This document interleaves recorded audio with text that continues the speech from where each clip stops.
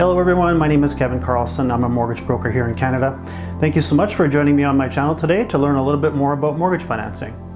If this is not the first time you've looked at one of my videos in the last few weeks, you may want to consider subscribing to my channel. If you know of somebody who's looking to purchase their very first home, please send them a link to my channel. The videos here are a great education guide to help first-time home buyers understand mortgages before they even get pre-approved. If you already own a home and have a mortgage on it, there are typically 3 different types of mortgages that people apply for. If their current mortgage is coming to the end of its term, then those people actually have a couple of different choices. A mortgage renewal is when a client would just renew their mortgage with the current bank and take whatever interest rate and term that they're being offered. Clients that are more shrewd than that may want to move their mortgage to a different bank to get a better interest rate. If their current lender is not offering them quite as good an interest rate as what's available through somebody like me as a mortgage broker, then they may want to consider doing what's called a mortgage transfer or a switch. Those terms are the same thing. The third type of mortgage that a current homeowner might consider is what's called a refinance. A mortgage refinance is when a homeowner takes out a mortgage for more than they currently owe on their mortgage. This, in effect, gives them access to cash equity within their home. The mortgage amount is increased, and then the cash that's left over gets sent to the client. Mortgage refinancing is quite often done at the mortgage renewal time, but not always. Sometimes it makes sense to do a mortgage refinance sooner and potentially pay a little bit of penalty depending on your situation. If you're looking to consolidate debt and you're paying much higher interest on credit cards and lines of credit and other loans, a little bit of penalty on your current mortgage is not really a big deal in the face of those higher interest costs. Let's just illustrate this with a few easy numbers. Let's say I have a client that has a house that is valued at $400,000 and they have a current mortgage on it of about $200,000. Under a standard mortgage refinance, that client is allowed to take a maximum mortgage amount of 80% of that current value of $400,000.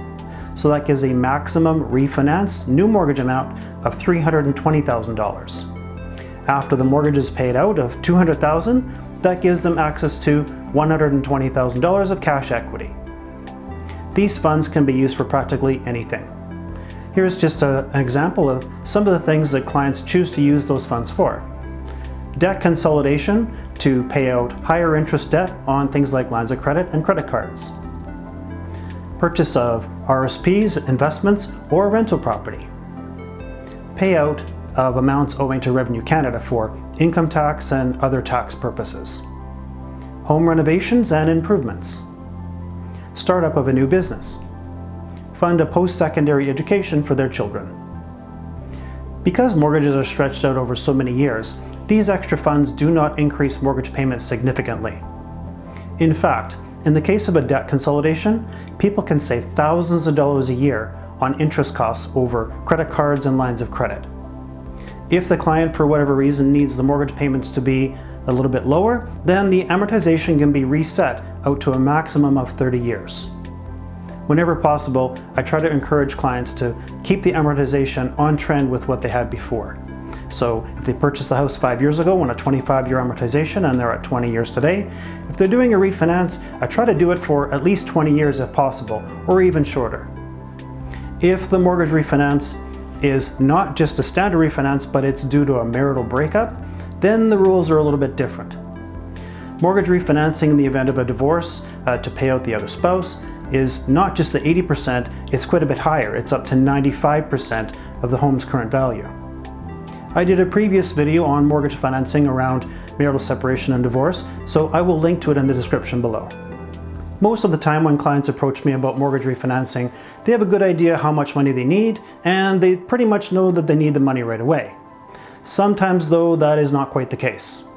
If somebody is looking to take out extra funds to do a refinance on their house, and they don't need the funds for months or perhaps years down the road, perhaps a standard mortgage refinance is really not the best idea. The interest costs for those extra funds start from day one, so the carrying cost on that money is significant. Savings accounts aren't going to make up for the extra interest costs on a mortgage when you've got, say, $50,000 or $100,000 sitting there that you're not quite ready to use yet.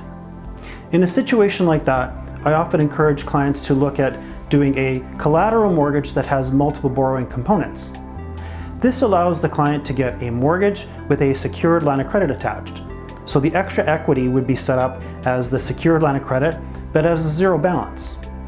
The client has no interest costs as long as it's a zero balance, and then they can have access to the equity pretty much whenever they want.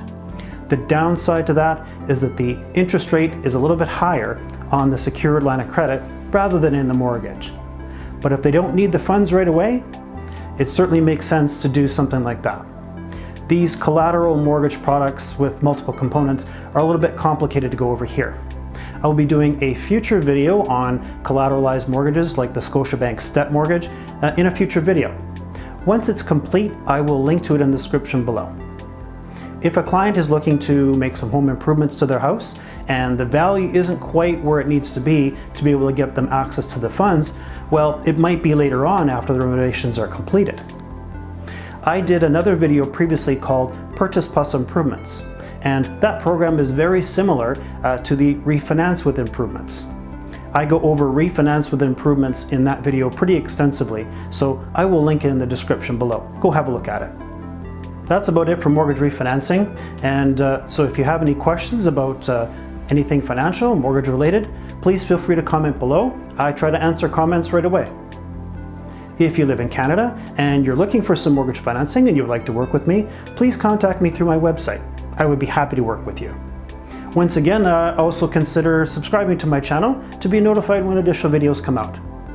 Thank you again for your time and have a great day.